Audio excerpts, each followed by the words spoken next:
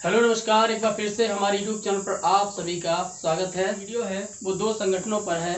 पिछले 15 महीनों से रूस और यूक्रेन का जो युद्ध हो रहा है, इसलिए वे और भी दोनों संगठन बहुत ही प्रासंगिक हो जाते हैं और आप लगातार समाचारों में पढ़ते होंगे। एक संगठन है नाटो। आइए देखते हैं क्या है नाटो।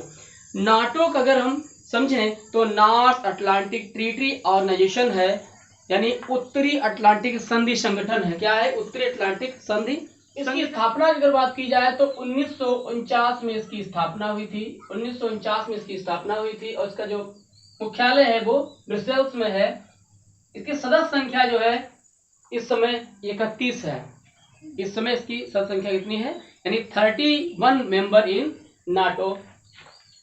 और इसका उद्देश्य क्या है? पश्चिमी यूरोप के देशों को एक सूत्र में बांधना और यूरोपीय राष्ट्रों को सुरक्षा देना।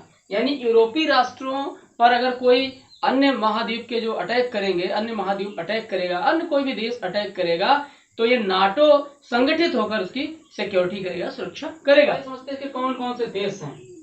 Albania, Bulgaria, Belgium, Croatia, Canada, Denmark, France, Greece, Estonia, Libya, Germany, Hungary, Iceland, Italy, Luxembourg, Montenegro, Romania, Poland, पुर्तगाल। करीब 31 देश हैं। इसमें से कुछ देश हमने यहाँ पर मेंशन किए हैं। तो यहाँ पर आप 31 देश देख सकते हैं। ठीक है। उसके बाद संगठन जो है उसकी बात करेंगे। ईयू क्या है? यूरोपियन ऑर्गेनाइजेशन, यानी यूरोपियन ऑर्गेनाइजेशन है। वे सभी देश शामिल हैं जो नाटो में लगभग थे।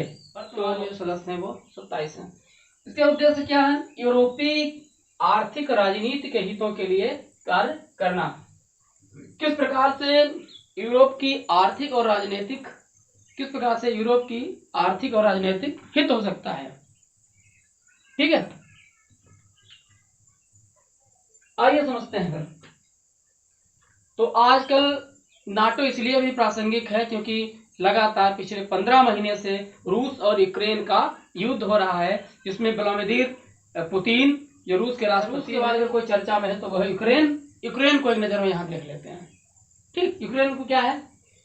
यूक्रेन की राजधानी कीव, और कीव राजधानी होने के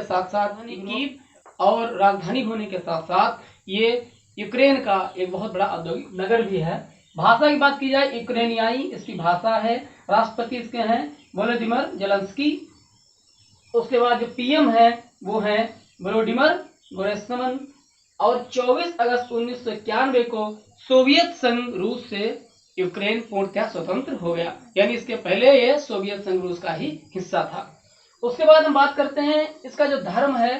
तो प्रतिशत की बात की जाए, अगर धर्म की बात की जाए तो यूक्रेन में 90% रूढ़िवादी ईसाई हैं और 10% अन्य धर्म के रहने वाले लोग हैं। ठीक है, अन्य धर्म के मानने वाले लोग हैं। ये तो बात रही यूक्रेन की। उसके बाद हम बात करते हैं कि ईयू क्या है। ईयू यूरोपियन ऑर्गेनाइजेशन है और इसकी स्थापना 1993 में हुई थी। वर्तमान में 27 मेंबर है इसमें। इसका क्या काम है? यूरोपीय आर्थिक राजनीतिक हितों के लिए कार्य करना। किस प्रकार से यूरोपीय जो देश हैं उनका राजनीतिक और आर्थिक हित हो सके। तो कौन कौन से देश हैं? तो लगभग इस संगठन में यानी नाटो और ईयू में एक ही देश शामिल हैं, लेकिन कुछ अलग अलग देश में ही। आइए देखते हैं। तो नाटो और यूरोपीय संगठन में लगभग समान देश शामिल हैं। और जैसे ऑस्ट्रिया है, बेल्जियम है, बुल्गारिया है, जर्मनी है, हंगरी है, ग्रीस है, इटली है, लातविया है, पोलैंड है और नीदरलैंड है, स्पेन, स्वीडन, ईटीसी, यानी अन्य देश हैं। तो 27 देश ईयू में हैं। और अगर तुलना की जाए तो नाटो और ईयू की अगर तुलना की जाए तो इसकी स्थापना 1949 में हुई थी, जबकि ईयू की स्थापना 1993 में हुई थी। उसके बाद इसका मुख्यालय ब्रुसेल्स है। इसका भी मुख्यालय ब्रुसेल्स ही है। उसके बाद इसमें 31 देश हैं, इसमें 27 देश हैं। ठीक है, तो चित्र के माध्यम से समझ सकते हैं नाटो के देशों की लोकेशन और यहाँ यूरोपीय ऑर्गेनाइजेशन की लोकेशन को हम देख सकते हैं। ठीक है, तो इस तरीके से ये हैं। तो आज का वीडियो इतना ही। नेक्स्ट वीडियो में हम यूक्रेन और रूस के जो युद्ध है उसकी कुछ परिचर्चा करेंगे शानदार वीडियो में। जय हिंद, वंदे मातरम।